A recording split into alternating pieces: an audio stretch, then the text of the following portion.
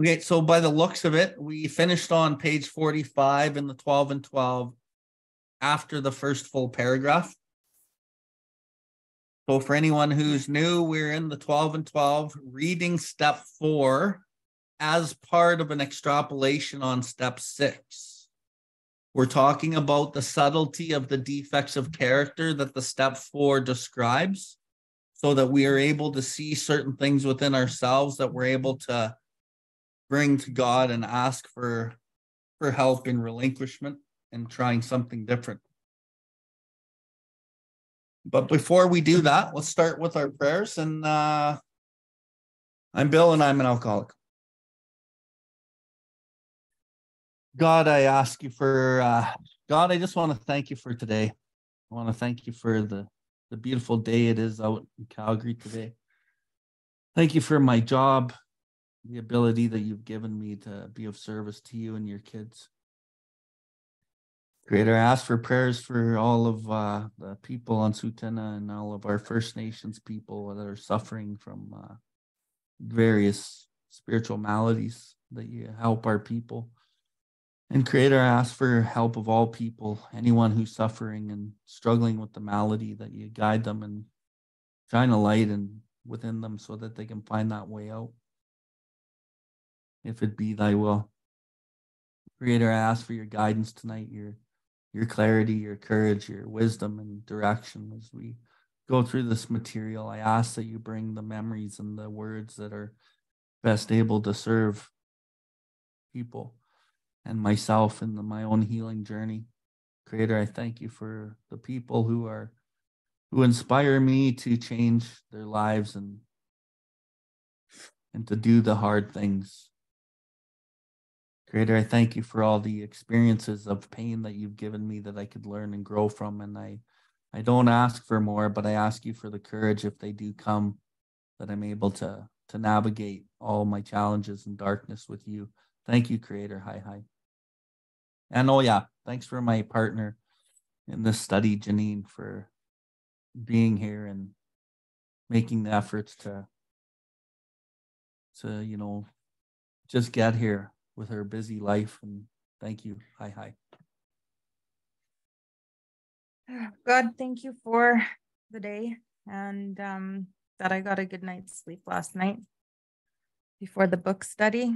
Continue to heal my brain and my arm. Speak through me tonight, or at least let my brain function. Thank you for Bill and Tamara, and for everyone in this book study who shows up to come together on Mondays and talk about some solution.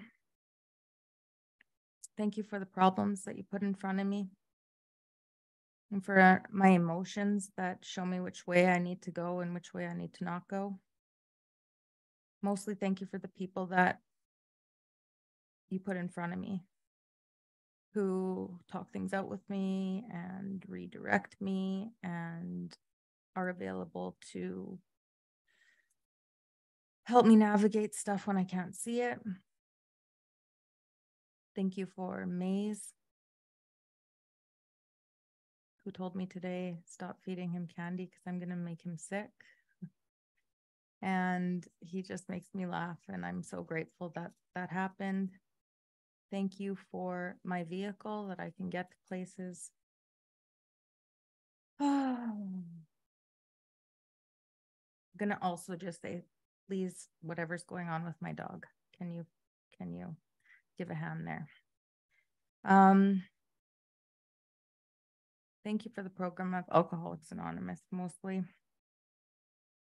You can take my frustrations. It's a program that I can actually do something with my frustrations. And I'm really excited for what's coming. Please continue to be with me as I walk this path and showing me where to go even when I feel lost. Amen. Okay, kids, we're going to start on page 45. After the first paragraph, the first two words are if, however. But before we get started, I just want to touch on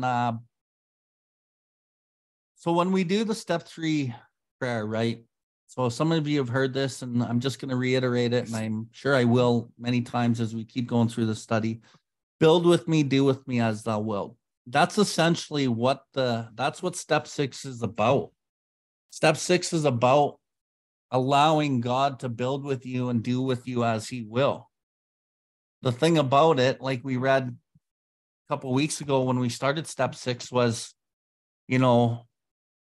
we have to do the heavy lifting and bring what the defect is to the surface, and then have the courage to relinquish it and trust that God's going to take us to something better. And relieving us of the bondage of self is also what step 6 is about. Take away my difficulties so that victory over them may bear witness to those I would help with thy power, thy love, and thy way of life. These difficulties are the defects of character that cause us our difficulties. And to relinquish these things, to be victorious, means there's a fight there, and the fight is fucking hard. And we have to bring God in on the fight. And the fight happens millimeter by millimeter, circumstance by circumstance. And eventually we start turning the tide on these defects. And the thing about some of these defects, and Janine talked well about it, I think last week, is the payoff of building character. We often don't get the immediate payoff, and it seems like it's not even the right thing to do. But over time, that's where the payoff comes. It's a long game. And doing what's hard, and why it seems like it's not the right thing to do sometimes, is because no one else is doing it, and we've never really done it that way. And it doesn't seem like you're getting any benefit from it, whatever it might be. But the benefit of humility comes through that humiliation sometimes and through the pain, but the desire to seek and do God's will and build that character comes down the road. And the feeling that you get inside will be the benefit. And then once you start learning how to let things go, the term letting go is it's a farce. To just let shit go doesn't just happen because you want to. In the intellectual mind, you might think you have, and you might want to and know you should, but the process of letting go actually comes through the work of what step 6 is talking about, and learning the lesson within your deep subconscious and healing those little pieces. And then when you've actually let it go in your innermost self, that's when what you always wanted kind of gets delivered to you. And I know that kind of sounds obscure and fantasy-ish, but I believe from my own life and from the lives of a lot of people I've sponsored that it's actually true. So before we get going, I wanted to say that. And where all that is actually worked is in step 10. It's worked in your step 10, which we'll get to and really amplify that when we get there. And you want to say anything before we start? Yeah, I actually want to just add that we talk a lot about step 10 and the importance of step 10. And that really is something that I think that we say extra loud because it's not said enough.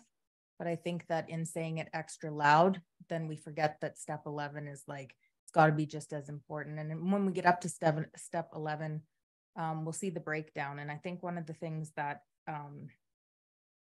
helps me overcome the defects that I feel powerless against is the instructions in step 11, specifically around the pause, and to not be, acting on that, whatever it takes.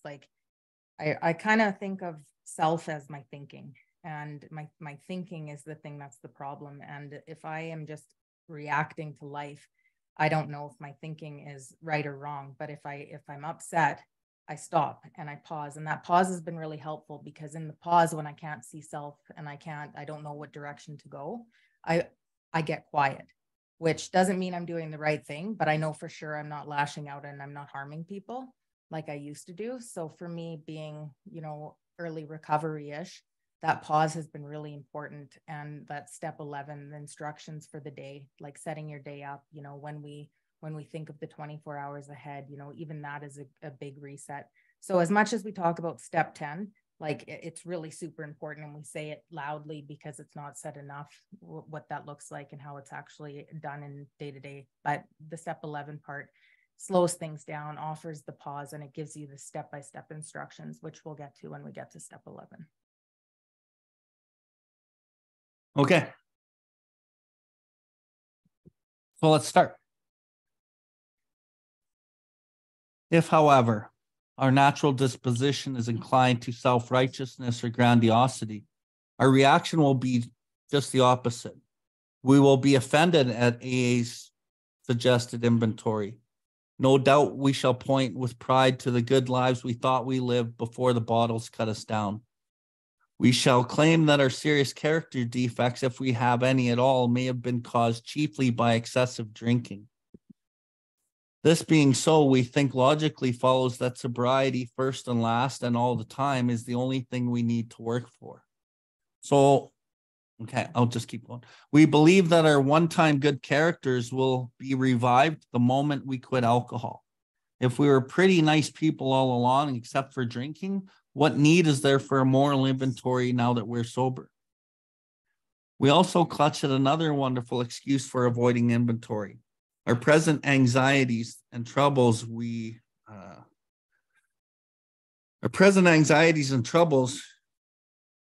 were caused by behavior of other people who really needed a moral inventory. We firmly believe that if they'd only treat us better, we'd be all right. Therefore, we think that our indignation is justified and reasonable, that our resentments are the right kind. We aren't the guilty ones, they are. At this stage of the inventory proceedings, our sponsors come to the rescue. They can do this. They are the carriers of AA's tested experience with step 4.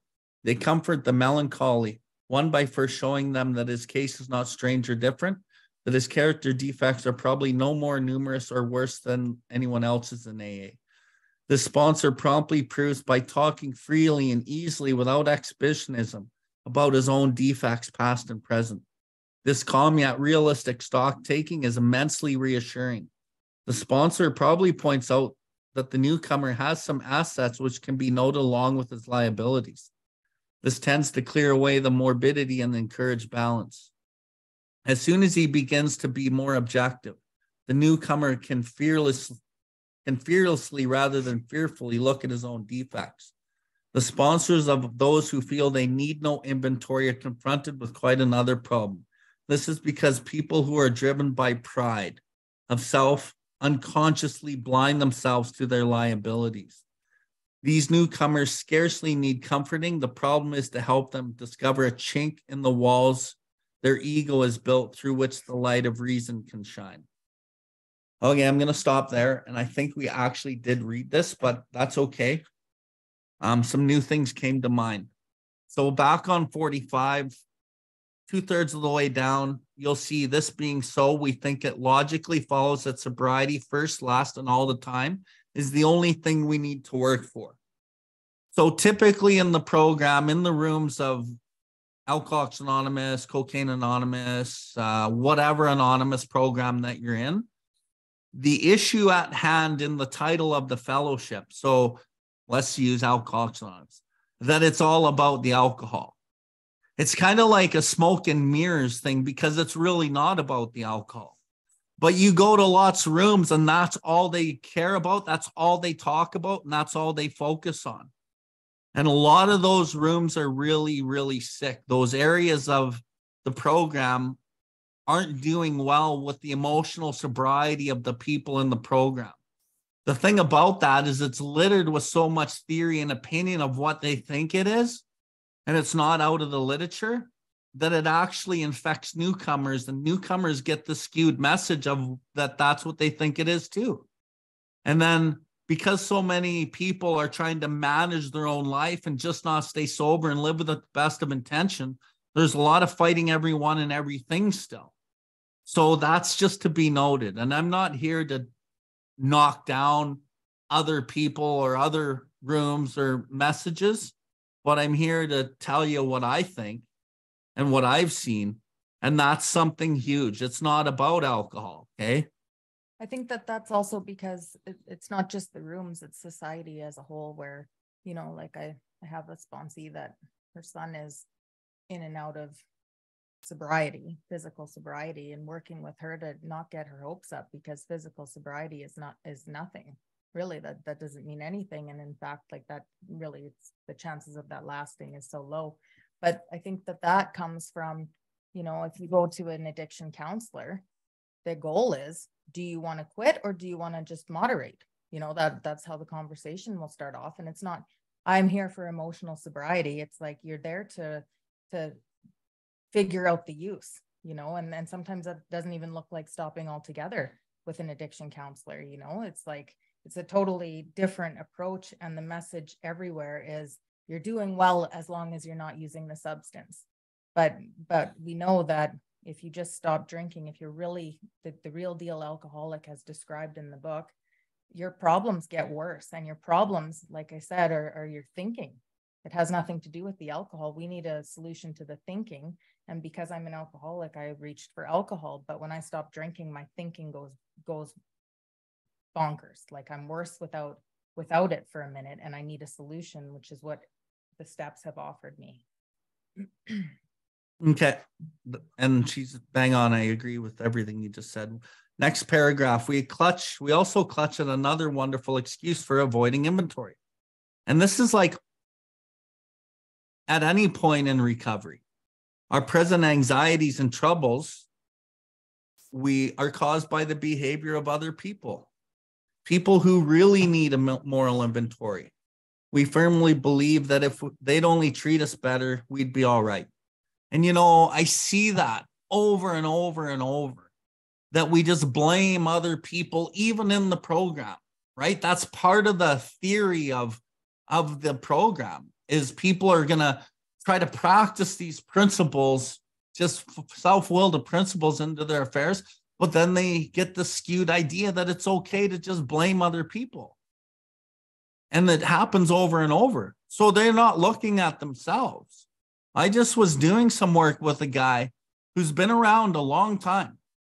We're talking in his 20 years. And he shows up with like 2 lines of like resentments and 1 line of fears. And I'm just thinking in my head, holy man, like, you really are missing the mark here. And I didn't say anything, and I had to really start asking him questions. The thing about an alcoholic, no matter at what stage they are, if a sponsor who's good will be able to ask the right questions. So you ask the right questions and they always give you the goods.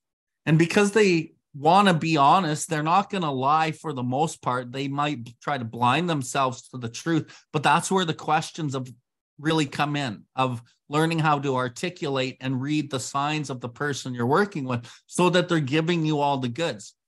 By the time I was done that conversation with this person, we had about 20 fears that were pulled out and a numerous number of resentments. And it's because we won't see it. And on the next page, it talks about, so 46, about 2/3 down, the sponsors of those who feel they need no inventory are confronted with quite another problem. This guy didn't really think he needed an inventory, but he asked me to do inventory because he was struggling with a significant relationship in his life. So he wanted to do some work, but I could see he was still blaming. We're taught in the step 4 in the big book, we resolutely look for our own mistakes. Resolutely means in a determined, unwavering, something manner. So it means we just look at us. And if we're 20% to blame, then that 20% becomes 100% of what we look at. And that's what I was doing with this guy. This is because people who are driven by pride of self unconsciously blind themselves to their liabilities. And you might have heard the saying, you can't see self with self.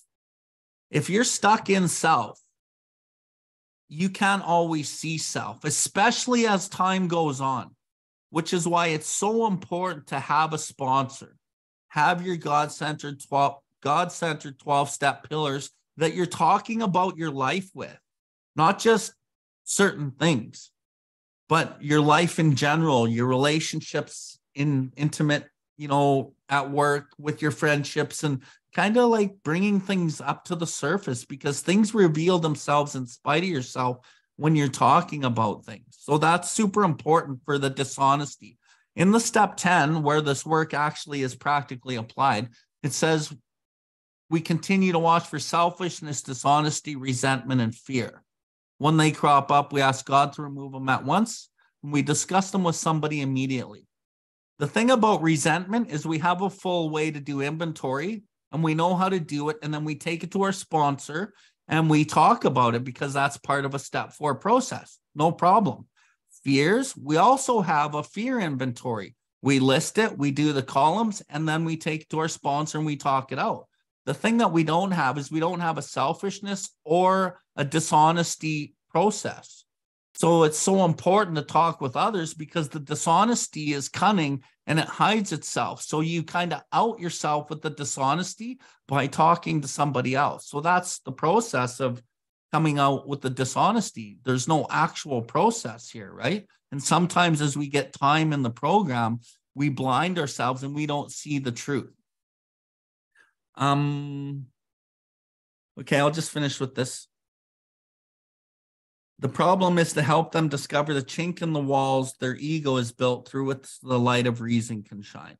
And I talked about those concrete walls, right? We have all these old protection mechanisms, life navigating systems, and ways to hide from ourselves. And by talking with somebody else, which is why this whole page talks about a sponsor, because by talking this out with people, we can use that chipping hammer to start chipping through the ego that we can't even see. Once we get through that concrete, the light of reason can shine into that dark part of us, and then it illuminates a lot of the darkness that was behind the wall. And that's the light of God, the light of reason. And then we can, like it says here, it talked about an objective view.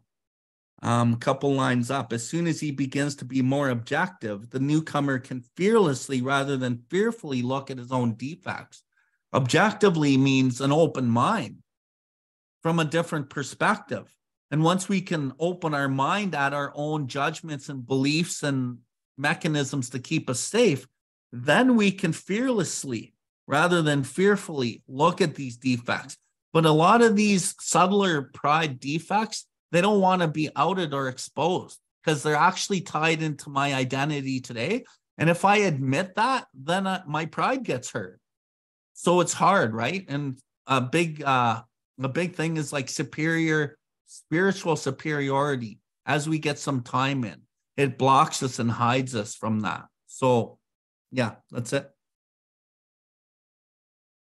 I'll just add at the top of 46 there, it was talking about with like the justified stuff, the justified emotions. And when you have the justified, so an example of my life would be when it came to addressing the resentment with my ex, like my little guy's dad.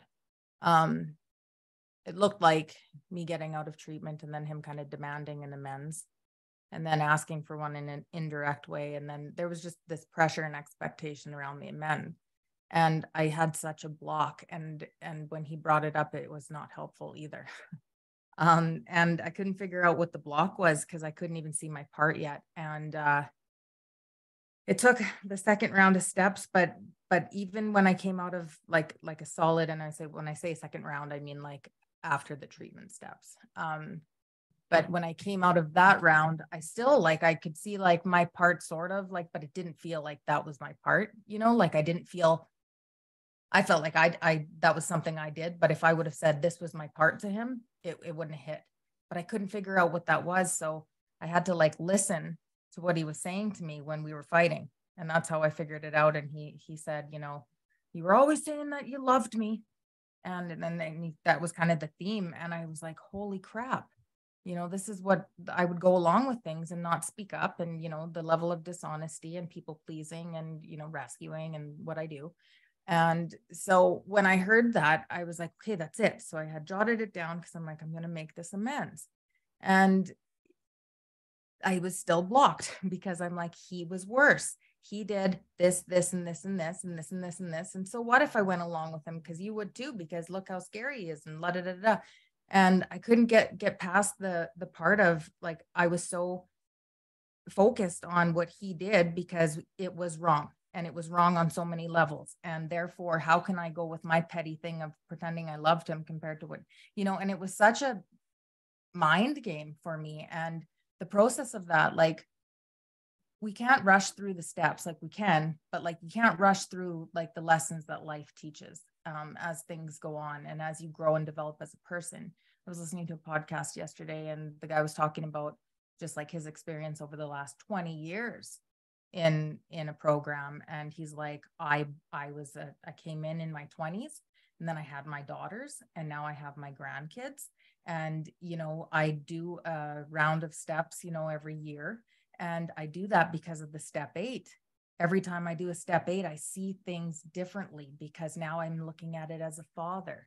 Now I'm looking at it as a grandfather, and I'm seeing these hurts in a different way, the harms that I couldn't see before because I didn't have that experience yet as a human. I didn't have that angle, that insight, the ability to give empathy.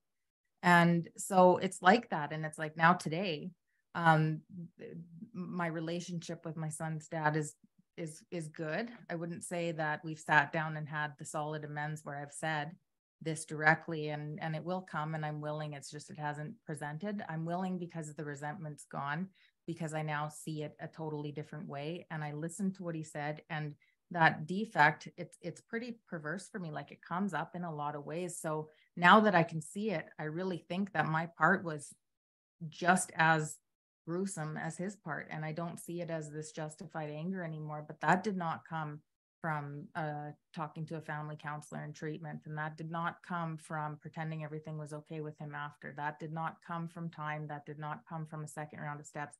That come from learning and staying sober, and like learning some more, and sponsoring, and, just learning and staying sober and doing what I'm doing in the program. And over time, just pieces connect. So little pieces over time connected to something tangible that now I truly am willing, and the resentment has been removed. And I do see my part just as much as his, and I only care about my part. And that's true today. And that just came from time and from doing things. And it was a byproduct of doing things, not a result of trying to get that outcome. Okay, and then I'm going to add one more thing in the middle of 46-ish. The sponsor promptly proves by talking freely and easily without exhibitionism his own defects, past and present. This calm yet realistic stock taking is immensely reassuring. The sponsor probably points out that the newcomer has some assets, no longer his liabilities. So basically what I'm saying is, as we share our own experience as a sponsor or as a 12-step member, period, as a pillar or even a baby pillar to somebody in your recovery, as you share your own experiences, you will heal and you will be able to connect to the other person. And you give them the validation to be able to do the same thing. So one thing that I've noticed in my recovery and kind of in my community is, because I share a certain way in a meeting, people think that I'm going to be just like that as a sponsor, right? I'm pretty like forward, and I'm very forceful with my words, and I don't have a lot of wiggle room because I'm a big book thumper. So I kind of do it a certain way. And people think that I'm going to be a really hard sponsor, which I can be. But in the same breath, once we get sitting down and we do this, I'm sharing why I became like this. I'm sharing like the struggles and the pain and the things that I've done that are totally stupid. And people are like, holy shit, you did that? I'm like, yeah, man.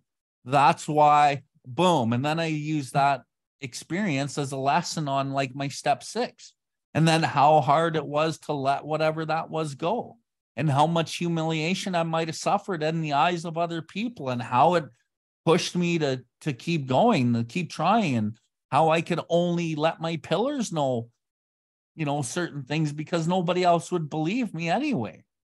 Right. So a lot of these lessons come out through the times that I sit with people one-on-one, and then it kind of makes me human, because people, for whatever reason, put me on a pedestal from time to time, and then it brings me back down to earth. And the reality is, is my job as a sponsor is to get people connected with their God, not with me and me as the God, right?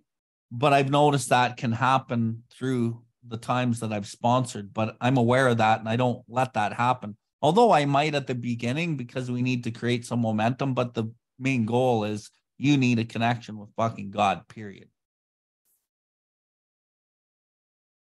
Okay. So let's keep going. You or me? Go ahead. Where did you go?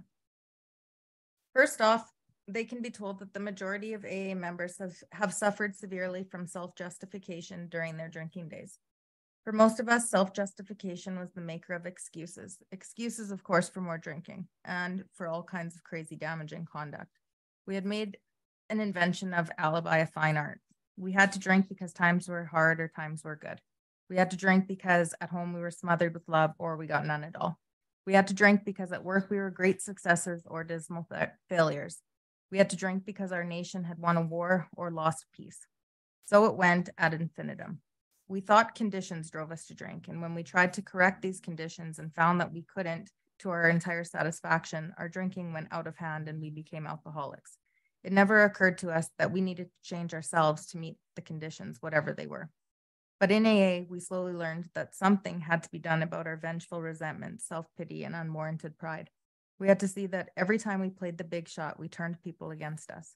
We had to see that when we harbored grudges and planned revenge for such defeats, we were beating ourselves up with the club of anger we intended to use on others. We learned that if we were seriously disturbed, our first need was to quiet that disturbance, regardless of who or what we thought caused it. To see how erratic emotions victimized us and often took us a long time. We could perceive them quickly in others, but slowly in ourselves. First of all, we had to admit that we had many of these defects, even though such a disclosure was painful and humiliating. Where other people were concerned, we had to drop the word blame from our speech and thought. This required great willingness to even begin. But once over the first 2 or 3 high hurdles, the course began to look easier, for we had started to get perspective on ourselves, which is another way of saying we were gaining in humility. Of course, the depressive and the power driver are personality types to which AA and the whole world abound. Often these personalities are just as sharply defined as the examples given, but just as some of us will fit more or less into both classifications. Human beings are never quite alike, so each of us, when making an inventory, will need to determine what his individual character defects are. Having found the shoes that fit, he ought to step into them and walk with new confidence that he is at least on the right track.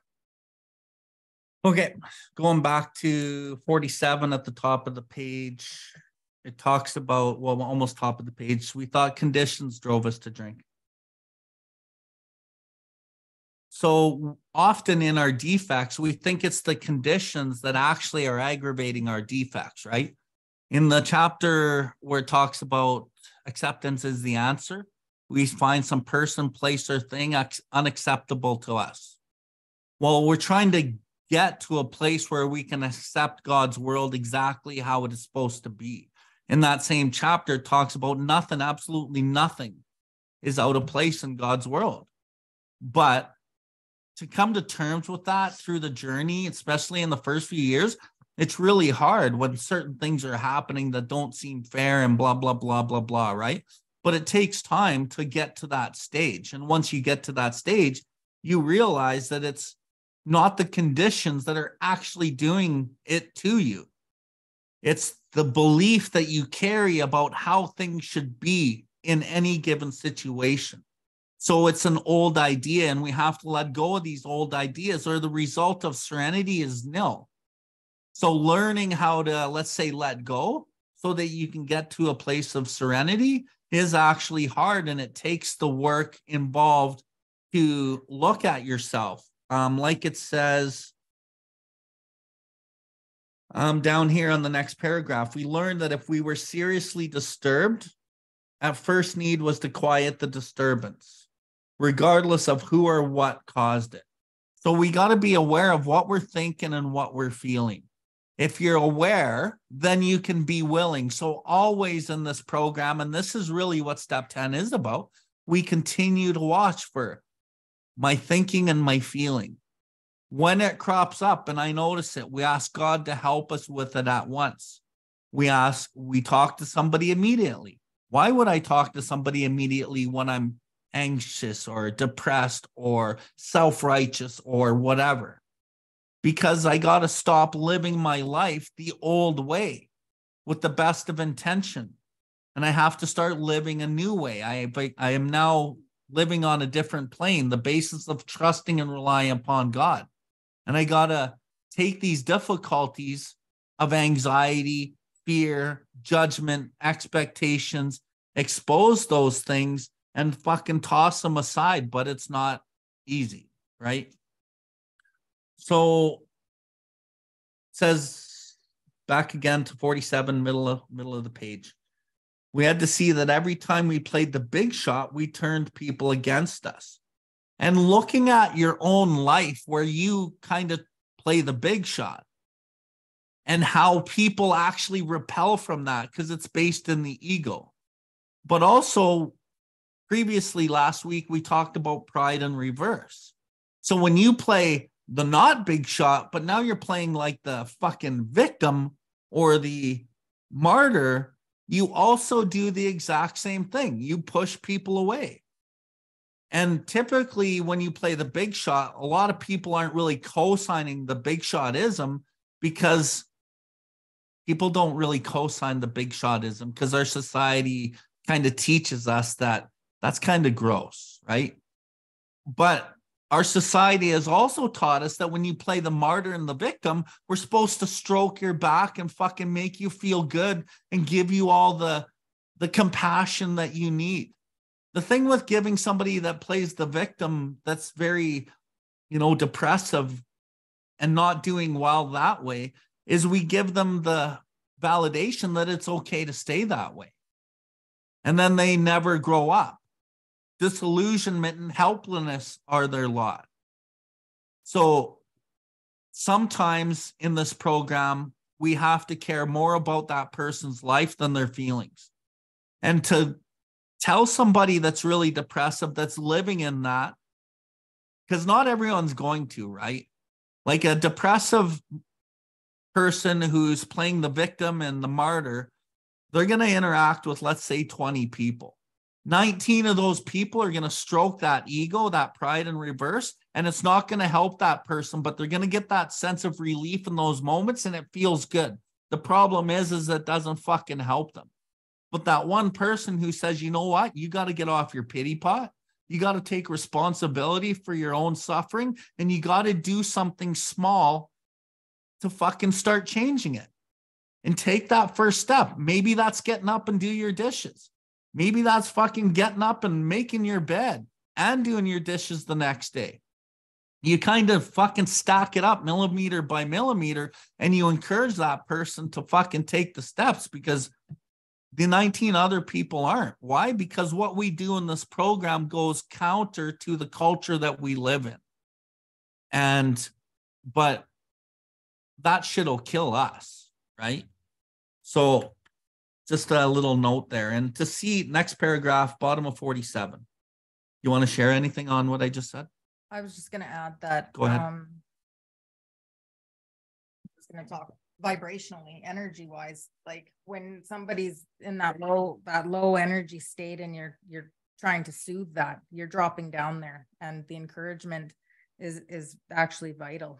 And anybody who's been in the depression and the self-pity like can attest to that, because it feels good for a second and then it doesn't. But what Bill said, he talked about encouragement, and like I was just researching this morning for some work stuff, some research around encouragement and motivation and the link between those two things. And sometimes people really just need to be encouraged. Like, you've got this. What do you need? Like, sometimes it's, what do you need? What's something small, like he was talking about? What's something small that we can do? Anyways, so I just think it's really important to remember that encouragement is, you can't go wrong with that. Like, to really just say, what do you got to do to solve your problems? How can I help you? Let's tackle one thing, whatever it is. And that will bring somebody up, like vibrationally, and it will actually motivate them. And And when somebody's down and depressed, like the motivation starts to slip too. And so the best thing you can do, for somebody is to tell them the truth with encouragement and bring them up out of that depressive state. And it doesn't have to be mean and direct, and you don't have to hurt feelings. And it's like telling the truth. People seem to think that this is something that is not going to go over well, but people want the truth. People always want the truth. Like there's never been a time that people say, Janine, I wish you hadn't told me that. Like when I was doing work, like in my work life, I'd go over an assessment and I would say to the person, like, hey, I know you're here for depression, but do you want me to give you my take on it? It might offend you for a minute, like it might be hard to hear, but it'll save us 3, 4, 5 sessions on the back end. Nobody says, no, I just want to, wallow in my problems. And if you know the solution, just, sit there and tell me whatever, that's a waste of time. And people know the truth. And so like, they know that what you're saying is, I actually find it hard when I ask somebody for some advice and they beat around the bush. It's like, hey, this isn't helpful. Like, just tell me what I need to hear. Tell me like the things I need to hear. And like that sponsor stuff, that paragraph page back there where it's saying a sponsor can, help you with, the way that this book talks sometimes, it's like, oh, we see our defects and we resolutely look at them and we're just, it doesn't go like that. Like, it's not like we see them and then we're just resolutely and fearlessly, like it's hard, like I just had somebody, come over to my house to talk to me, and I knew that I was disturbed on some level, and I knew like what was going on was me. And he's like, you got to look at your part. And I'm like, I know, but I don't know what it is. And it took a while to hash it out. And like, it's not as uncomfortable as people think. Like and this book is a backup. So if you're trying to sponsor somebody who you really just got to give some hard truth to, hard to swallow truth, use the book. And so like the strategy that never fails me, it has not once failed me, is to say, okay, I'm going to give this to you like a friend. And let's do that. So we do that. And it sounds fluffy and it sounds like I'm co-signing, and it actually sounds ridiculous. Like, and then we do that, and they know that it's not the solution. And then I say, okay, now I'm just going to give it to you as like a 12-step. I'm going to grab the book and then I'm going to give it to you that way. And I literally just read, whatever we got to hear, like, well, if we're looking at our part, and I don't even say it to them. I just read it and look at them. And so, you don't have, there's ways that you can be confrontational without like having conflict. And it's like, there's ways to tell the truth that isn't this screaming in their face, like proverbial 2x4. It's like, there's ways that you can tell the truth and be kind and be loving and like, and get places with it. And so to be scared of like the directness, that's an illusion. And then like the couple strategies I gave, they've never led me wrong. So if you do it that way and you use the book, like I promise that you will get a good result. And I'm just going to back her on the book, right? When you go to the book, you always have the ability to, it's not about you and your opinion. And because of that, that's probably been one of my biggest strengths as a sponsor and a pillar in the community, is I'm always backed by the literature. And people don't really confront me too much on the shit that I say or how I say it. And I think it's because of the books, right? Mm-hmm. So anyway, 47, bottom of the page, to see how erratic emotions victimized us. Fuck, I have that underlined and highlighted. I have this whole paragraph highlighted. Often took a long time. We could perceive them quickly in others, but only slowly in ourselves. First of all, we had to admit that we had many of these defects, even though such disclosures were painful and humiliating. So when I talked earlier and many times throughout the study about admission of my certain defects that I have, it's humiliating because I'm 3 years sober and I got a good path of spirituality and I've been sponsoring and I built this reputation with my fellows, but maybe my own reputation of what I think I am within myself. And then to admit something really kind of knocks down what I think that I built about who I am. And that's what it's talking about. It's talking about humiliating myself. and the pain that I have to go through, and acknowledging that maybe is part of me and I need to work on that. Right. But the thing about the pain within the human being is the pain is only a lesson of the ego, because through the admission and the objective look and being able to listen to somebody say these things to me, I'm able to look at myself and grow. So for me today, I never not look at what somebody says to me.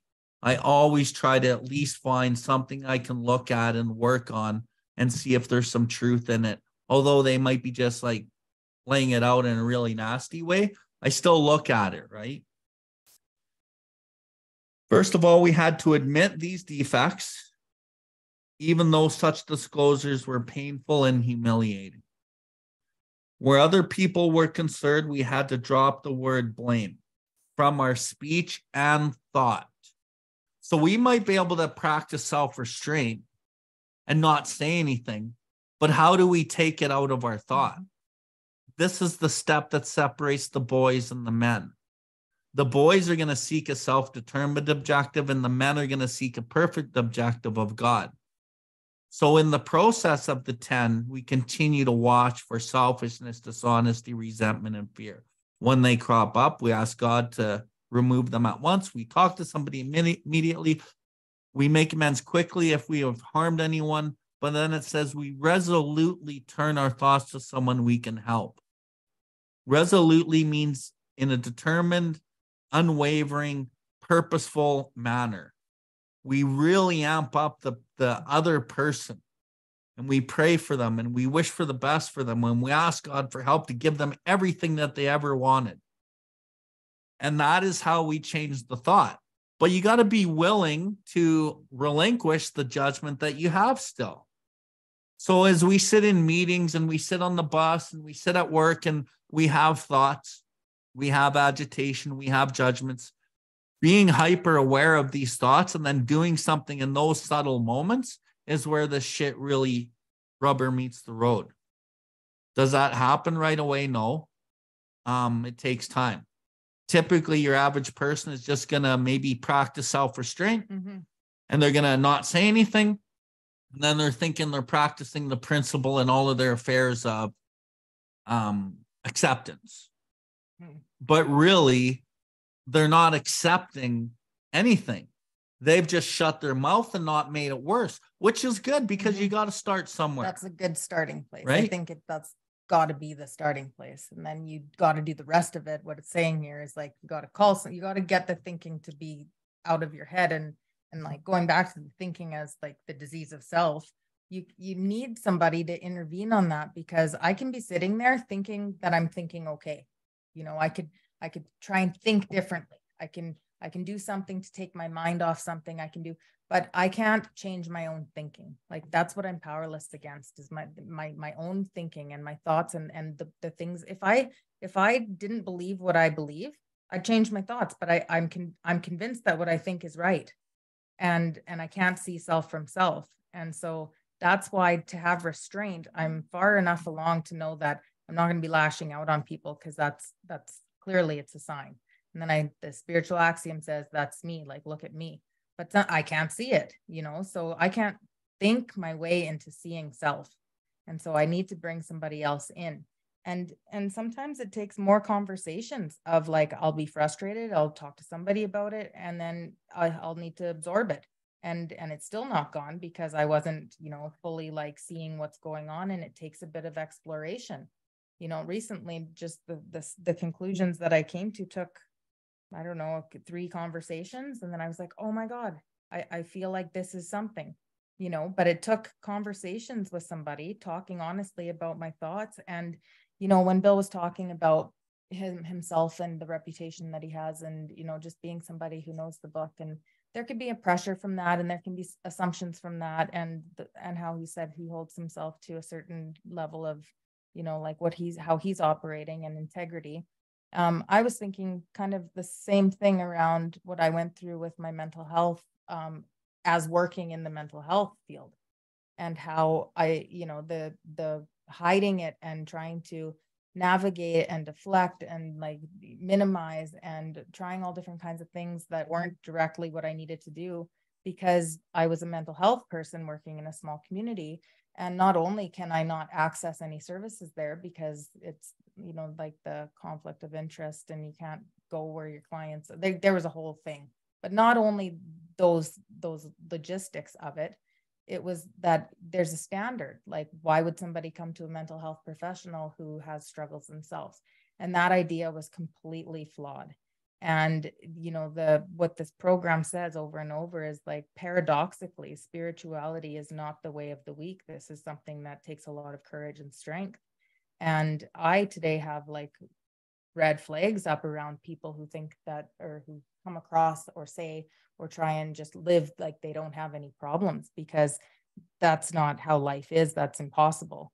And like that podcast I was talking about, how that guy was having new experiences every, you know, few years. He was seeing like some crazy things coming up on his 8 because of how he was changing as a person. He was changing as a person because life chapters were happening.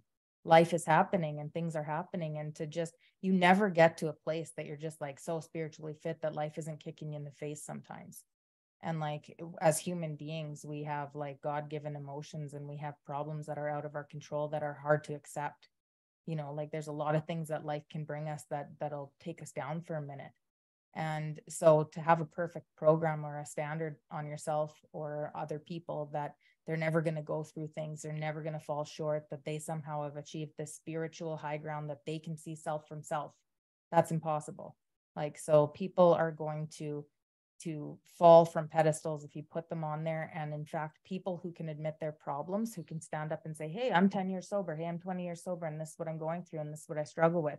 Those are the people that are the spiritual warriors, in my opinion. And I would be very cautious. I am very cautious if people have a long time, but they don't say that they have any problems and they have nothing new to work through in a meeting. Or I think it's valuable to be a person who's been around a long time and listening to them talk about a step in a new way, how it comes up for them today and not how it came up for them 20 years ago and now they're good. So I just think like the way that life moves us, we get the solutions, but we're always gonna be human beings and we're always gonna need each other and nobody's ever gonna be perfect. And I just want to pound home that fact of you're never going to be perfect, and it's always wise to kind of consult and, you know, whatever. But on page 88 in the 12 and 12, it talks about more experienced people, of course, in all times and places, have practiced unsparing self-survey and criticism. For the wise have always known that no one can make much of his life until self-searching becomes a regular habit, until he is able to admit and accept what he finds, until he patiently and persistently tries to correct what is wrong. That's more experienced people. And then also on page 60, 2/3 the way down, it says it is worth noting that people of very high spiritual development almost always insist on checking with friends or spiritual advisors the guidance they feel they have received from God. Surely then a novice not lay himself open to the chance of making foolish, perhaps tragic blunders in this fashion. While the comment or advice of others may be by no means infallible, it is likely to be far more specific than any direct guidance we may receive while we are still so inexperienced in establishing contact with a power greater than ourselves. Okay, so let's keep going, and then we'll take a break once we're done the next paragraph on the next page. I want to 47, bottom of the page. So where other people were concerned, we had to drop the word blame from our speech and thought. Underlined, this required great willingness even to begin. Some of the defects that we have, they're so hard to step into that, trying to change it. It's so hard to say to somebody, I struggle with this, I need help. And then once that happens, it's a good start, but now implementing that, right? Some people are scared to share at meetings, and they have a deathly fear of sharing in the meeting or going up to the podium. Or maybe it's even asking somebody to sponsor you. Maybe it's like, you know, I have an anger issue, or I have a porn issue, I have a lust issue. Maybe I have Maybe women, it's like, I have major relationship issues, or I have abandonment issues, or whatever, because our society says don't tell people these things. You're supposed to take care of it yourself. And the willingness, the great willingness that we need is we step into that and we take that leap of faith. That's why I love what Moria said when she prayed. We pull on God's power. We pull on God's strength in those moments, because he can do for us what we can't do for ourselves. And we go and we take that step with God's power. And we find somebody that'll hear us and listen and won't judge us. And if the person doesn't listen and they don't hear us and they do judge us, then we grab more willingness and we try it again somewhere else. The thing about this journey is we don't stop. The minute we stop because someone didn't hear us or they judged us, then we develop another trauma that's going to fucking build more of that concrete that we need to get the light of reason behind. But we solidify it more. Here's an example of how the thinking, how corrupt our thinking is. So take what Bill was just saying about people having fear of speaking. So to me, that's just something like that I get on my sponsees about, is like, the whole thing is we're trying to get rid of fear. And we're supposed to give back. So the one thing that you can do is share. That's like addressing your fear, and it's giving back, like at a very fundamental level. So it's like, if you're not sharing, this is what you're doing. Oh my God, they're going to ask me to share. You're thinking about that. They're going to ask me to share. They're going to ask me. So you're not listening to the meeting. You're thinking about yourself. They're going to ask me to share. They're going to ask me. They're going to ask. And then, oh my God, I have to share. And then if you do share, you're observing yourself sharing. That's how self-centered it is. It's like you're observing yourself sharing, like thinking you're going to sound like an idiot. What am I going to say? Like there's so much self in it. It's like you're just like, zzz. And then it's like you stop sharing and I sounded like an idiot. I wonder what everybody's thinking about me. Oh my God, I shouldn't have shared. See, this is why I don't share. This is why.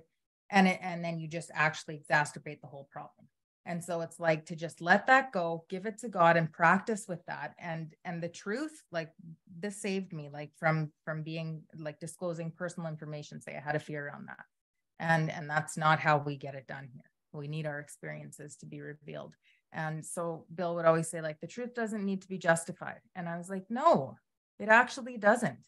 And so I thought, I'm just going to share where I'm at, honestly, with no other motive but to just share where I'm at. And that's how it started for me with that. And then it was like, yeah, like I don't have to fear anything, because if I'm for God, then who's going to be against me? Right? Like if God's with me, then who's going to be against me, kind of thing.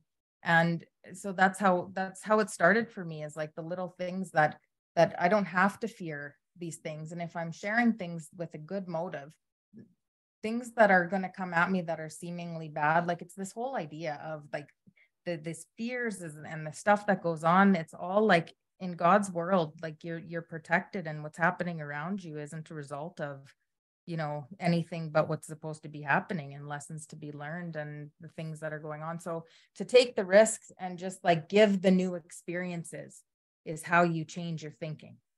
So you have to like change your experiences by taking action. Different actions will change your experiences, which will change your thinking. And then that's how we pick up the spiritual tools.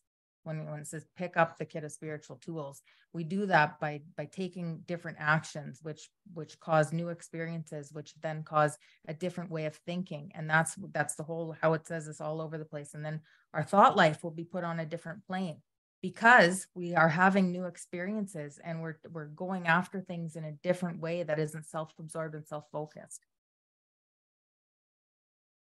Beautifully put. So this required great willingness even to begin. And to what Janine just said, but once over the first 2 or 3 high hurdles, once we've tried something different, the course ahead begin to look easier, because we gain some momentum where we had to get perspective on ourselves. Until we step into those unknown areas, we can't get a different perspective on ourselves. And Janine talked about, I'm going to look like a fool. I'm going to look like a fool.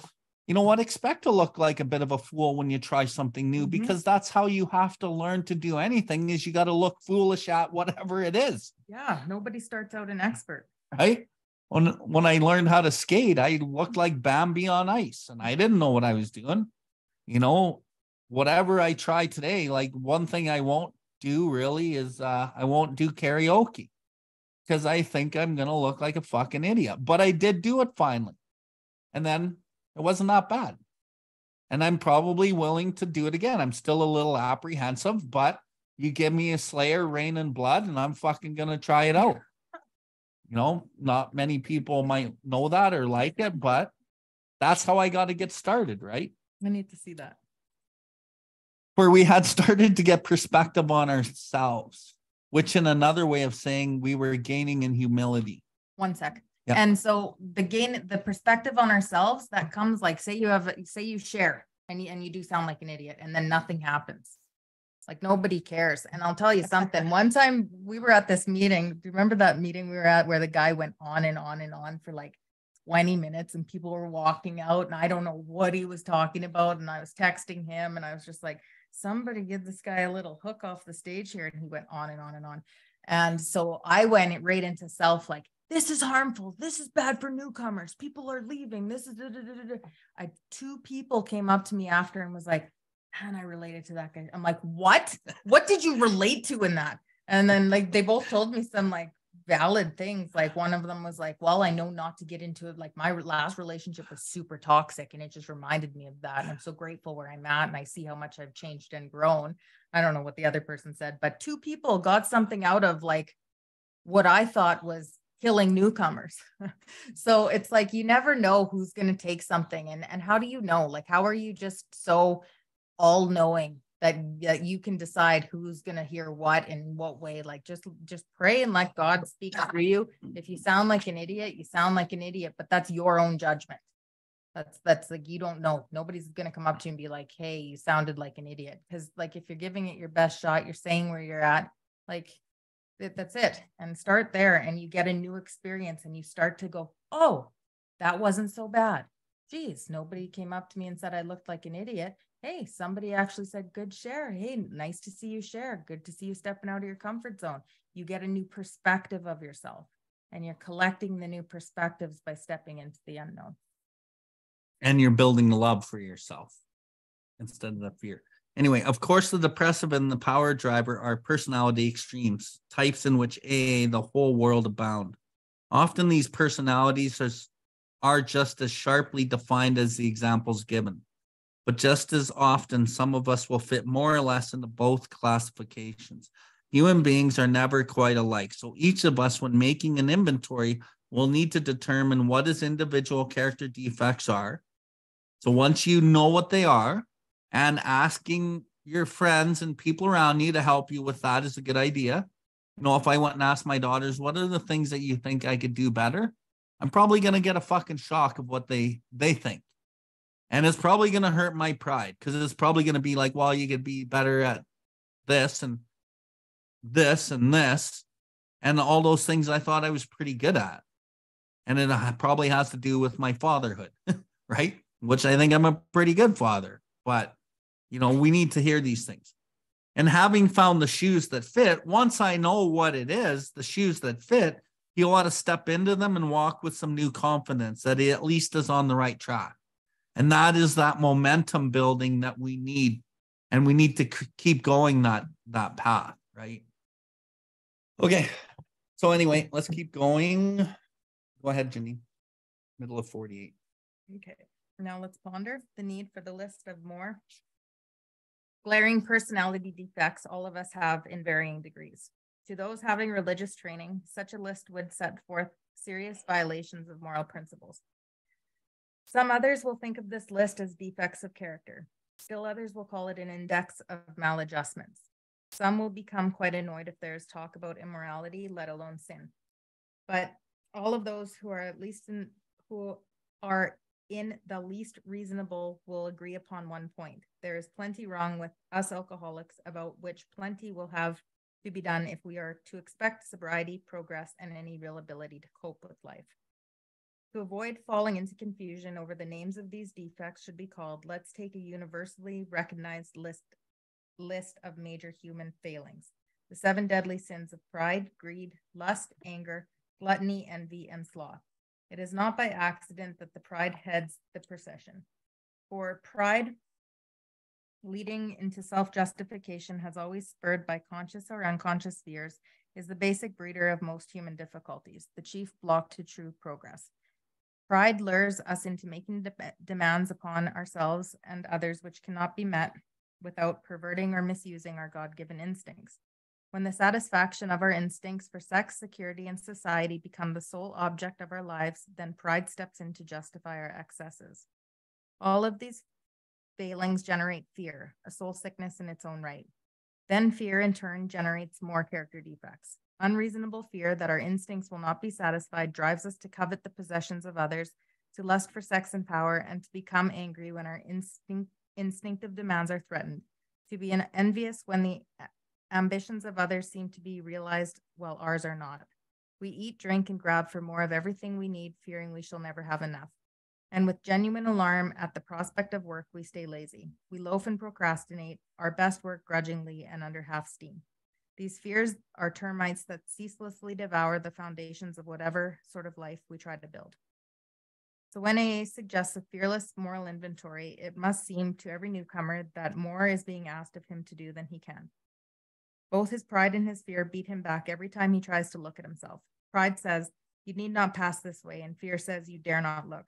But the testimony of AAs who have really tried a moral inventory is that pride and fear of this sort turn out to be the boogeyman, nothing else. Once we have complete willingness to take inventory and exert ourselves to do the job thoroughly, a wonderful light falls upon this foggy scene. As we persist, a brand new kind of confidence is born, and a sense of relief at finally facing ourselves is indescribable. These are the first fruits of step 4. Okay, back to 48. The first paragraph Janine read, basically what it's saying is inventory is really important no matter how you look at life. And then it goes into the 7 deadly sins. So typically in the program, we talk about the 4 main defects of character: selfishness, dishonesty, resentment, and fear, or self-seeking. But to get like a deeper understanding of some of these defects, we can go into these 7 deadly sins.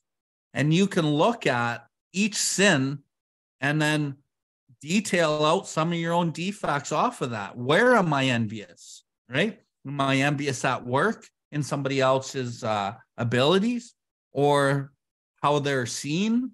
Am I envious at the gym of how other people work out and I can't do it like that? Or like envy is a very subtle defect that really exposes a lot of our self-worth, our insecurities. And it's a great one to really look at.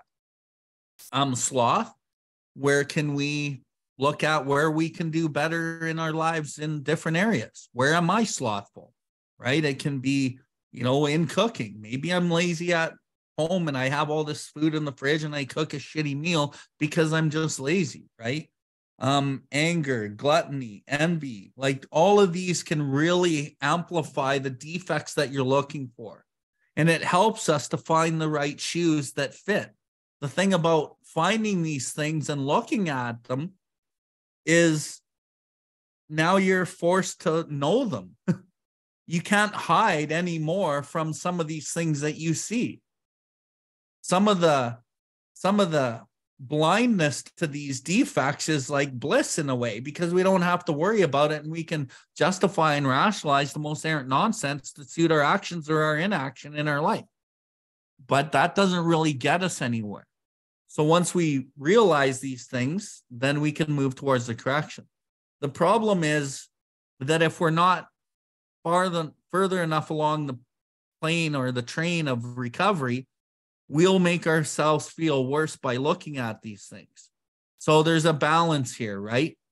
You got to at least try to look at them and then work towards their correction in a good way, but don't reveal these things and then beat yourself up because you're not trying to fix them.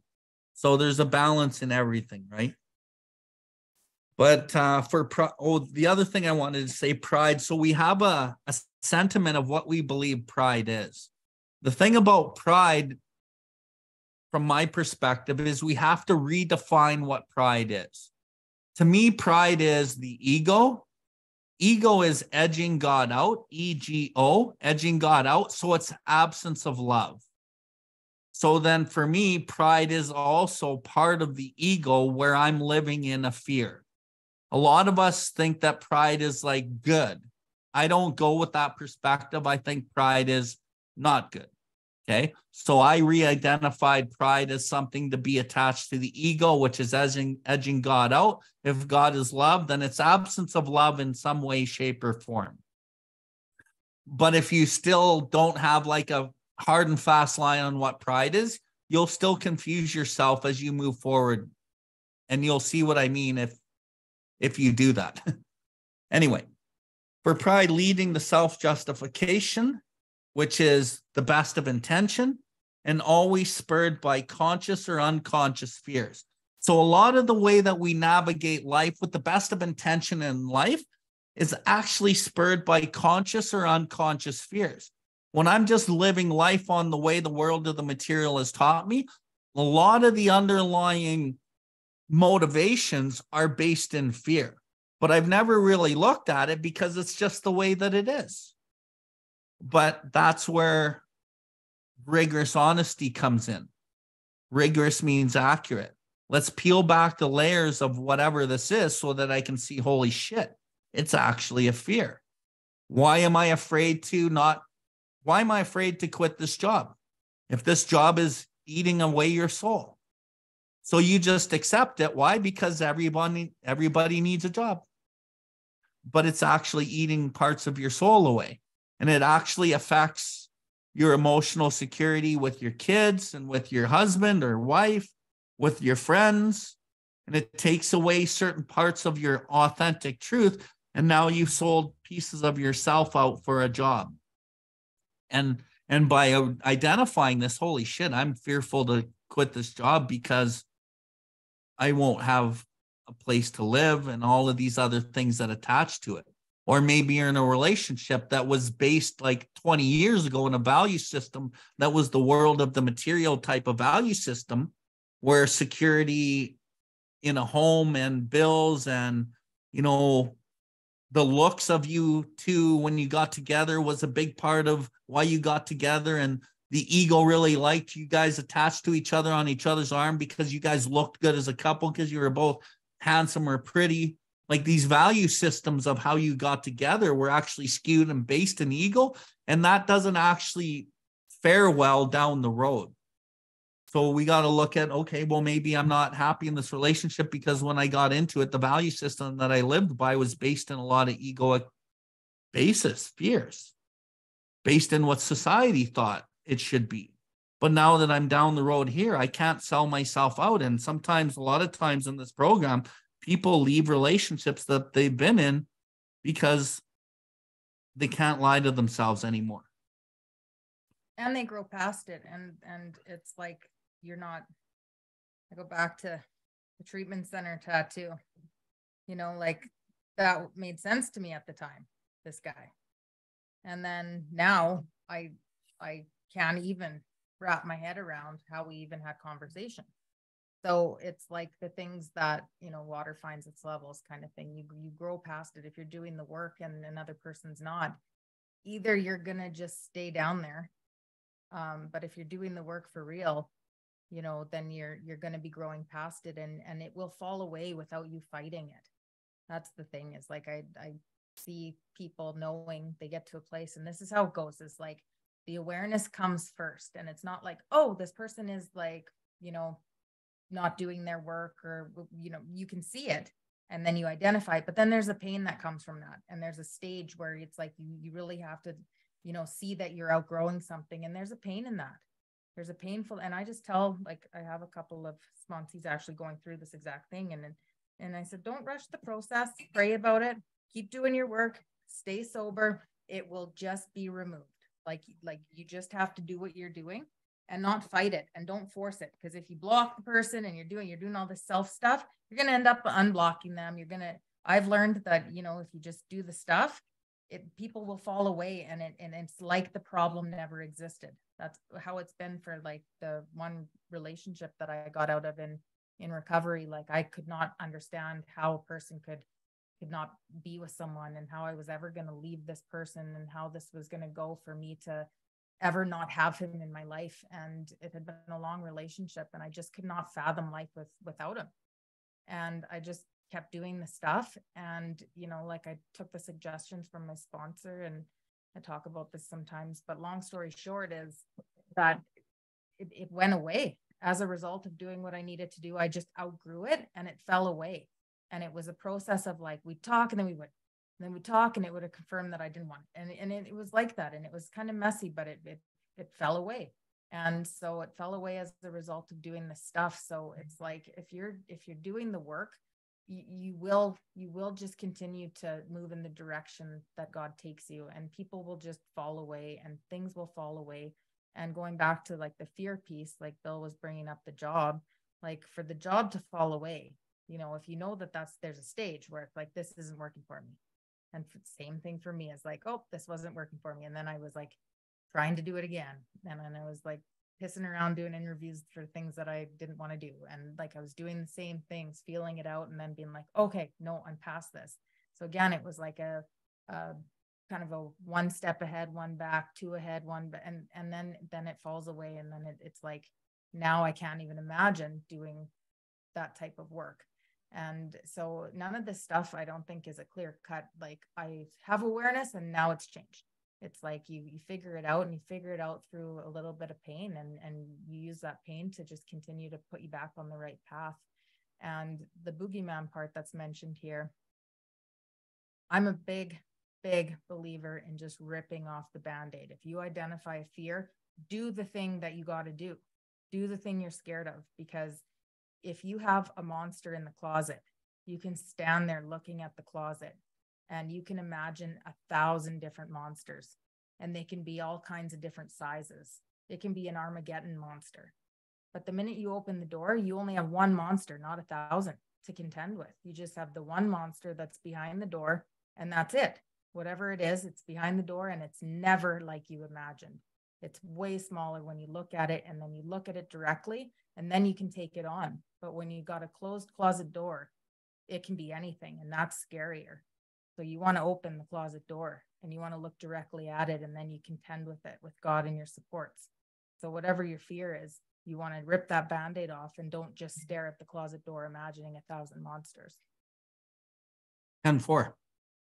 Okay, so spurred on by conscious or unconscious fears is the basic breeder of most human difficulties.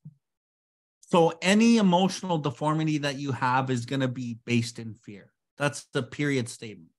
And then we have a fear inventory. So fear inventory should be done fairly regularly, because they're going to reveal things for you all the time, and it's going to allow you to clear the path and clear the channel and use God more.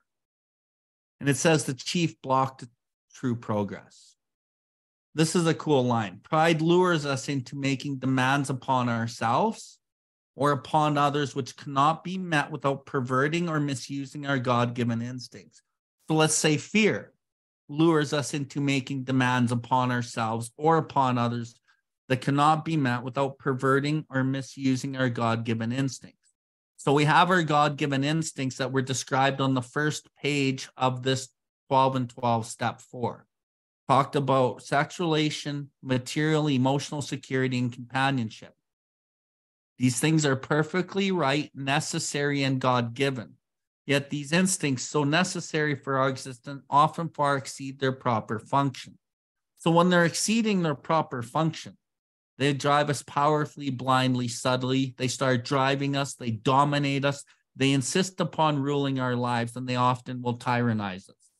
So going back to the sentence, it's a fear, and it cannot be met without perverting. And perverting means to alter its state, to alter its original state. So we have the instinct, and it's there for a reason.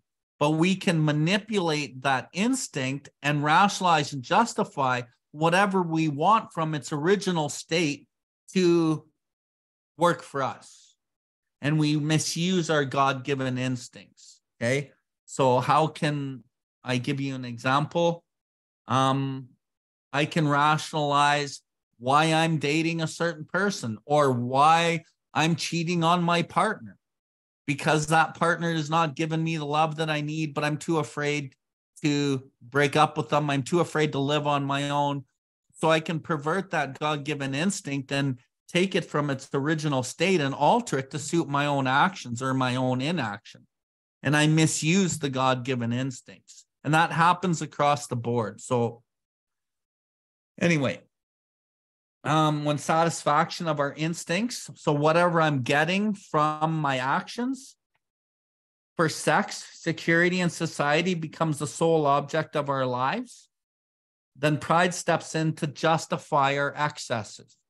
So you guys have heard me, some of you have heard me to say that the alcoholic is incapable of honesty on his own.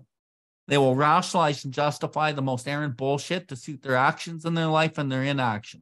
The alcoholic life is the only normal one, even in sobriety. That's what that's saying. So when I live in pride or the ego always steps in and justifies whatever it is that I'm doing.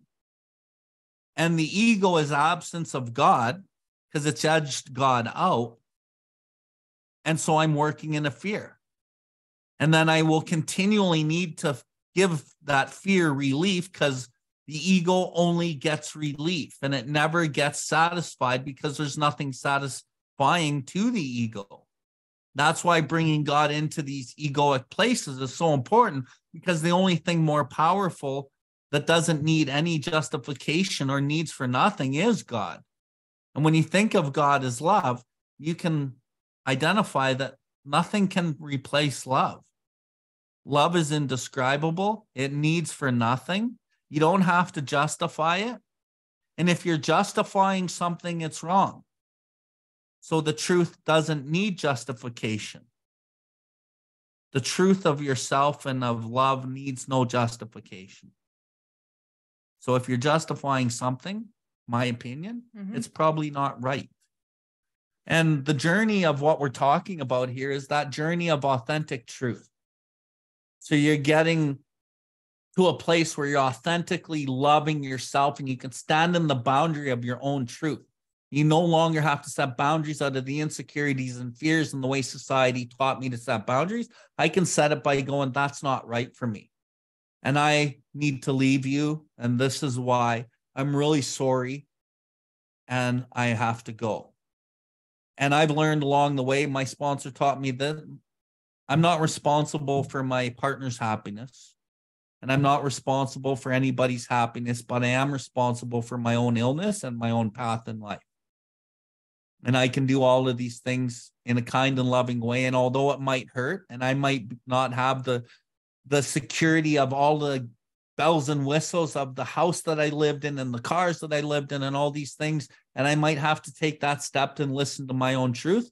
And through that, I might have a real piece of shit car, or maybe I catch the bus, or maybe I have to go get a job at Walmart or Kentucky Fried Chicken or something. But these are all lessons in humility that actually give me real self-esteem and self-confidence, because now I step into these new areas of life.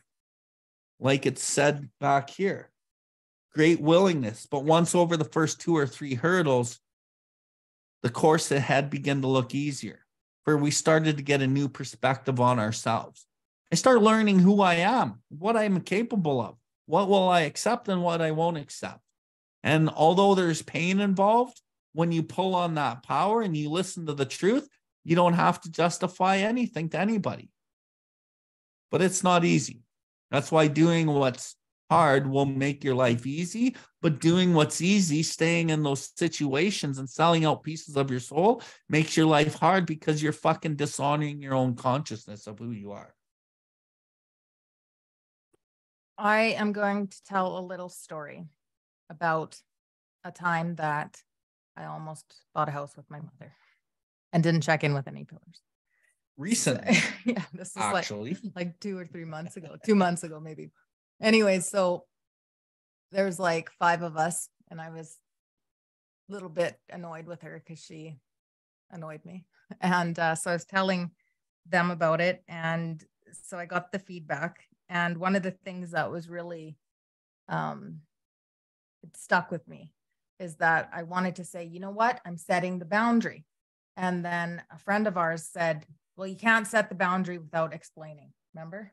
And I was like, oh, because it's like, you can't discipline a child without explaining to them what they've done.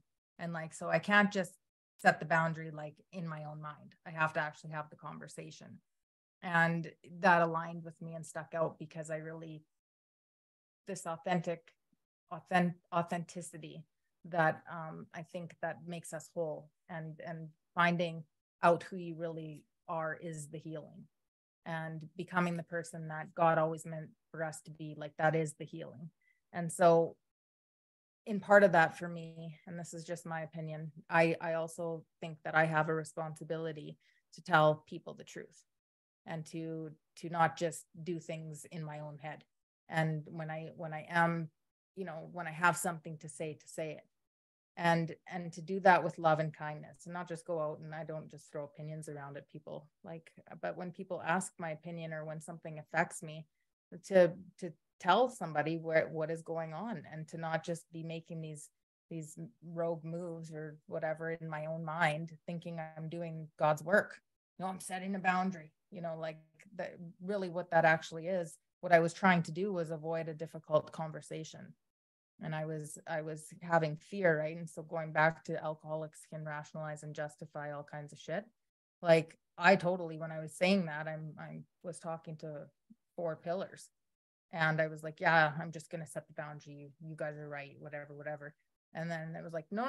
You can't just set the boundary. Like you have to actually have the hard conversation, which it's so simple saying it, but when I couldn't see that, like, it was like this revolutionary mic drop when it was said to me. I was like, oh my gosh, you're right. And it completely aligns with how I hold myself in my recovery, is I need to speak up when I have something to say, to do it as best as I can, and say it when it needs to be said. And like Bill was saying, that it's not up to me how the person receives it. If I'm doing it in love and kindness, and there's a reason for me to do it, like whether they've asked my opinion or whether it's affecting me, those are the 2 reasons that I will tell somebody the truth. And so from there, if the person has a bad reaction, that is not something that I need to fear. That's something that the person needs to process. And maybe, like Bill said, like if he processes something, or if I process something, somebody says to me, like, I do that. That doesn't mean I'm going to take it and, take it as God's gospel, but I'm going to listen and I'm going to hear it. And, my sponsor always says, like the truth will set you free, but first it's going to piss you off.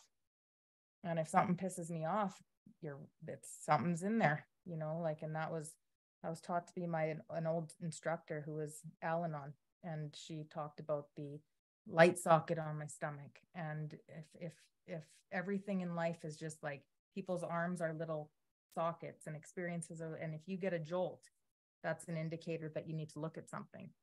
And so if Bill said to me, Janine, you're a bad cook or whatever, and that wouldn't jolt me, and I'd be like, okay, whatever, Bill.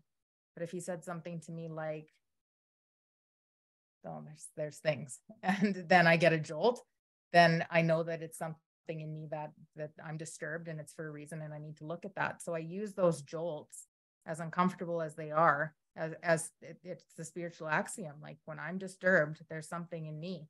And so shut my mouth, talk to somebody and figure out what it is, and don't do any damage. Like, try not to come out with collateral damage, figure it out, and then make the steps. And like, going back to what that paragraph said about putting on, what did it say? You're on the right track. Well, when I can identify what's going on, like when I could identify it last night, I had an insight, and I was like, oh, okay. And I had some relief with it, because it's like, okay, I know I've opened the closet door. I see what's looking at me. And now I see how I need to take this out. How do I take this monster out? Now it's one monster. I see what it is. Now I have a plan. And this book is full of instructions. So the hard work is really looking at it, the fact finding and fact facing, and doing that. And then you're armed with the facts about yourself. And it says, this in this step, like, this is the key to the future. Why is it the key to the future? Because this is what is holding you back. This is where all of your problems are coming from. And the failure that you're having is in yourself. So when you can get armed with the facts about yourself, Like, of course, you're going to feel like you're on the right track, because that's the key to the future. You get some relief and you got a plan. You have a book of plans, and hopefully by now you've got some pillars you can call, and you have the solution. So, you can skip down the little path because you're happy that you're a defective little mother trucker, but you got a solution. Awesome. Okay. All these failings generate a fear of soul sickness in its own right. Then fear in turn generates more character defects. Unreasonable fear that our instincts will not be satisfied drives us to covet the possession of others, to lust for sex and power, to become angry when our instinctive demands are threatened. So this little piece here, I have it underlined, those first 5 lines. And it talks about then fear in turn generates more character defects. Unreasonable fear that our instincts will not be satisfied drives us to, well, in this example, to covet the possession of others. But don't just leave it there, because fear will drive you to grasp at more, lash out more, get angrier, be more dishonest, go for more gambling, defects, hanging out with the wrong people, whatever. Fear generates fucking everything. And because fear is the main hub of the ego, it will want you to go seek the relief. And you're always going to try to get relief in something or other. So it's important to kind of find out what the instincts are that you're working with within the fear. But that only comes through doing the fear inventory. And once you do the fear inventory, you fucking find out, okay, here's the fear that I have of being alone. And then the next fear is, or question is, why do I fear being alone? Well, I fear being alone because I don't want to be lonely. And then you just kind of keep going, and you'll get down to the instinct. When we talked last week about the third column being the most important as your recovery and long-term recovery progresses, the fear, if you're doing it properly and you do it in depth, it'll take you down the third column more and more and more. And you will see that it usually boils down to some type of validation or self-worth that you didn't get or that you're seeking. And then you can kind of keep going down from there and bringing God in more and more and more to where the problems are arising. Quickly, just go down to the last sentence on that paragraph. These fears are the termites which ceaselessly devour the foundations of whatever sort of life we are trying to build. So if you're trying to build a life on the bedrock of God, and the old fears keep crawling in, and they're subtle and they're sneaky, right? Because they're based with the best of your intention. We haven't actually exposed the motive of fear behind it yet. And that takes time.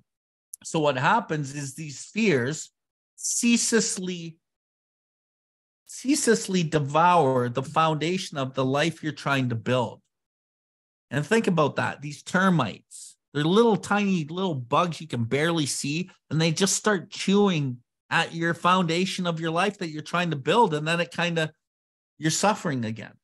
So we got to be aware, like Janine said, awareness is key in this. And then willingness is key, right? So when AA suggests fearless moral inventory, blah, blah, blah, keep going. Both pride and fear beat him back every time he tries to look within himself. So fear and pride, which is based in pride, they conspire together and they say, you dare not look here. That is the wall that doesn't want me to look at it because I'm going to see something I don't really want to see. Okay. But the testimony of, pride says you need not pass this way, and fear says you dare not look. But the testimony of A's who have really tried this, the moral inventory, is that pride and fear turn out to be the boogeyman. And like Janine says, as you step into it, you start to see that it's not as bad as you thought it was. And sometimes it might be, but that doesn't matter. You don't stop. Once we have a complete willingness to take inventory, blah, blah, blah, exert themselves, job thoroughly, wonderful light falls upon the foggy scene. And then it says a brand new kind of confidence is born. It's actually self-confidence, like real self-confidence based in your own self and love for yourself. And the sense of relief that finally, a real sense of relief that finally facing ourselves is indescribable. That's the God dope. That's the best kind of dope, is that indescribable feeling of that I feel like I'm on the right track and I'm learning about who and what I am.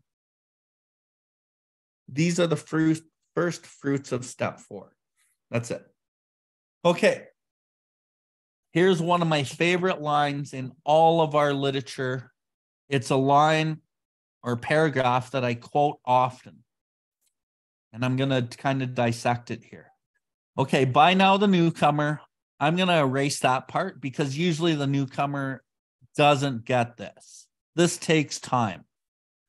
By now, the newcomers probably arrived at the following conclusions. It's more like by now, at 2 years in, 3 years in, if you're working the actual program, then you finally come to the following conclusions.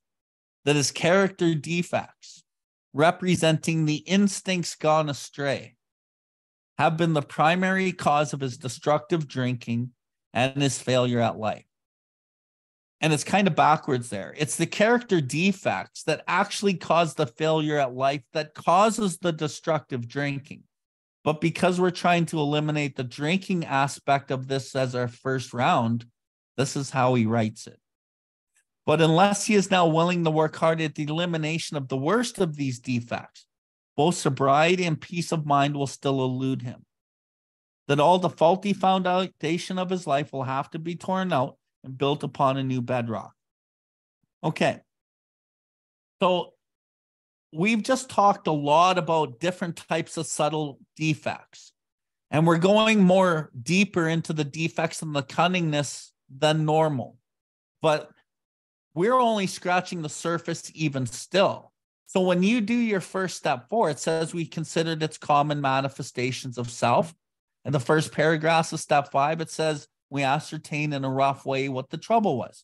So when we do our first set of steps, we're seeing the common manifestations of self, resentments, fear, sex conduct, and we ascertained in a rough way what the trouble is. Well, what about the deeper than rough way?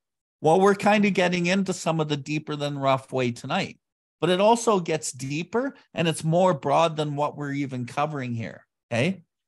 So, but unless you're now willing to work hard at the elimination of the worst of these defects, these difficulties, both sobriety and peace of mind will still elude him. The people that don't work on their defects at all, because the rooms have told them that it's just about the drink, they end up drinking again because it's not actually about the drink. And a lot of people can get 3 months, 6 months, 8 months, maybe even a year, but almost never do they get 2 years because they're still driven powerfully, blindly, and subtly by the instincts that are driving their defects that they haven't been able or willing to relinquish, possibly because pride hasn't wanted them to, or they haven't heard the message and they haven't got good counsel yet. But anyway, both sobriety and peace of mind will still elude him. So then the people that have been able to put the substance aside, then the peace of mind becomes the problem. And we see across the board in the meetings, a lot of people that still struggle with the peace of mind part because they're still not able to see that you run your life on intention with the selfish motive still there. You still fight everyone and everything in your head. And the peace of mind never really comes because step 10 is not followed because most of the rooms don't even talk about step 10 in the proper way that it's actually designed in the big book. Step 10 is the critical part of the practical application of what all of this work is that we're talking about. And when you look at step 10 in the big book, it says, again, continue to watch for moment by moment, selfishness, dishonesty, resentment, and fear. What am I thinking? What am I feeling? I go to God and I ask him to remove it at once. Now I'm going to flip to the step 6 because that step 10 is actually, I'm working step 6 in it. Any person capable of enough willingness and honesty to try repeatedly step 6 on all his faults without reservation has indeed come a long way spiritually. That's like all the time, trying my best, the best I can. And so once I put that practical application on, I'm willing, I'm aware, and I'm willing, and I do it, then I start to feel different. And some of the time I'm going to suffer some pain, but what am I doing? I'm seeking humility as something to be desired. Part of that humility is the humiliation and the pain, but I have a desire to grow and be the best version of myself that I can be. And after a while, the book says, I needn't be bludgeoned and beaten into humility anymore. It can come from my voluntary reaching for it, as it can come from unremitting suffering. So what am I doing there? I'm destructing the foundation of self that my life's been built on. And I'm trying to build it on a new bedrock.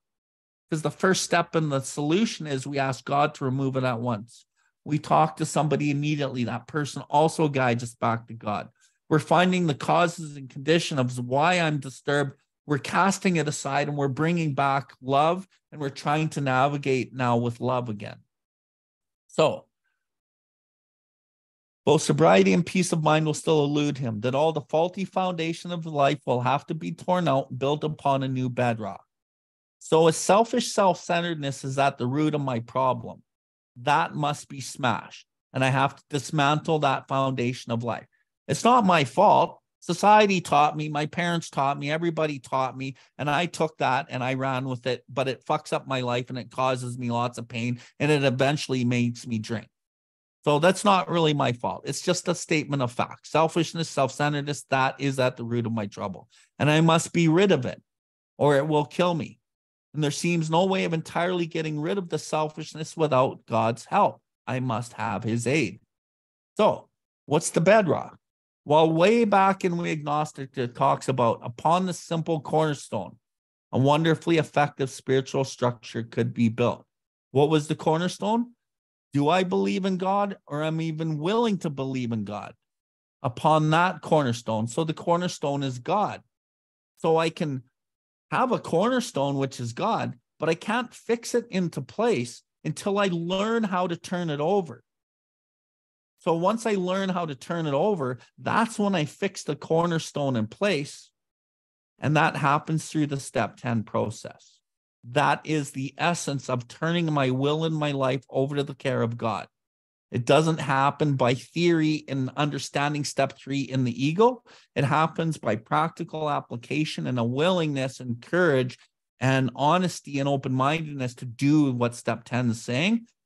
I identify my will, I turn it over, I leave the results up to God. The result is I practice these principles in my affairs. I don't need to guess and self-will anything anymore.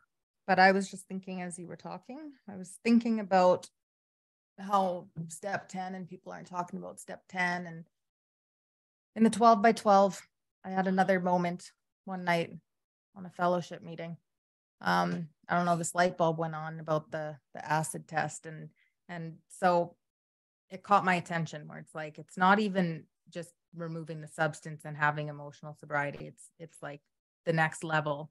And this is out of the 12 by 12 in step 10 is that can you, once you're sober, are you emotionally balanced? And can you be of help to all people at all times?